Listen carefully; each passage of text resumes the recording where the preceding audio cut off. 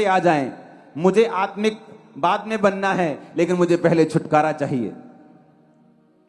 लेकिन मैं आपको यह बात बताना चाहता हूं, बाइबल में एक भी चीज ऐसी नहीं है जो आपके फायदे के लिए नहीं लिखी।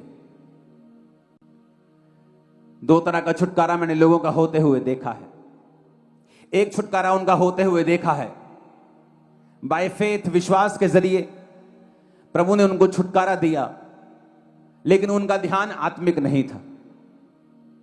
उन्होंने परमेश्वर से छुटकारा लिया, कैंसर से आजाद हो गए, शुगर से आजाद हो गए, बीमारी से आजाद हो गए, फॉरेन का रास्ता खुल गया, ब्लेस हो गए, और उसके बाद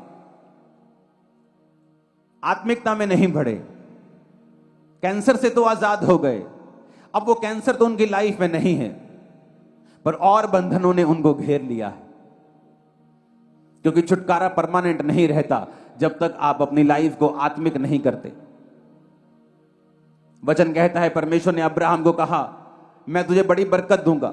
अब्राहम के पास बड़ा पैसा था, धन था, सब कुछ था, लेकिन बेटा नहीं था, बच्चा नहीं था, कोई बेटी बेटा कुछ नहीं था। परमेश्वर ने कहा, तू इस घर को, कुटुंब को छोड़ के चला जा, अपने देश को छोड़ के जा, और मैं तुझे एक परिवार दूंगा, वंश दूंगा, बल्कि तेरा वंश पृथ्वी का अधिकारी बन जाएगा, कनान देश का अधिकारी होगा, बड़े देश में उसे दूंगा। और वचन कहता है 75 साल का होकर वो घर से निकला, और तब भी उसने बरकत नहीं पाई। जब वो 80 का हो गया, तब भी बरकत नहीं पाई। जब वो 85 का हो गया, तब भी बरकत नहीं पाई।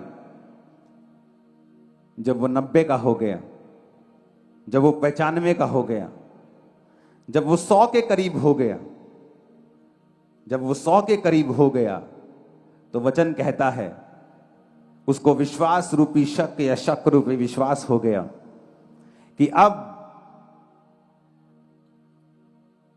उसके कभी भी बेबी नहीं हो सकता।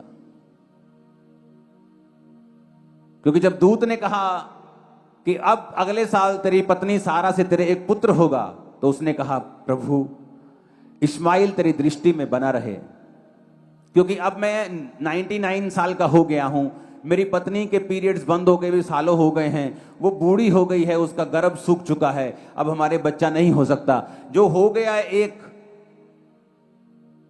13 साल पहले, वही ठीक है। अब वो टीन एज में जवान हो रहा है, वही तेरी दृष्टि में बना रहे। ये बात इस चीज का सबूत है कि अब्राहम ये जानते हुए भी कि अब उसका निज बेटा नहीं होगा, जो परमेश्वर ने वायदा किया था वो तो पूरा नहीं हुआ, तो भी वो परमेश्वर में बना रहा। इतना बना रहा कि आत्मिक जिंदगी में गिरने की बजाय और अधिक बढ़ा। जब परमेश्वर ने उससे कहा था कि अब्राहम मेरी उपस्थिति में चलता जा और सिद्ध होता जा, तब वो 99 साल का था। परमेश्वर ने कहा, आत्मिक जिंदगी को स्लो मत कर, अगर तेरी जिंदगी में अभी काम नहीं हुआ तुझे लगता है तो, बल्कि इसे और मजबूत कर। तो वचन कहता है उसने अपनी आत्मिक जिंदगी को और मजबूत किया, और उसका रीजन, उसका कारण उसको ब्लेस करना था, लेकिन उसका रिजल्ट क्या निकला? जब उसकी आत्मिक जिंदगी बढ़ी, अगर परमेश्वर का आत्मा आज आपसे बोले, मेरी बहन, मेरी बेटी, अपनी कमियों को निकाल, तो आपको मालूम है आपकी लाइफ में कौन सी कमियां काम करती हैं।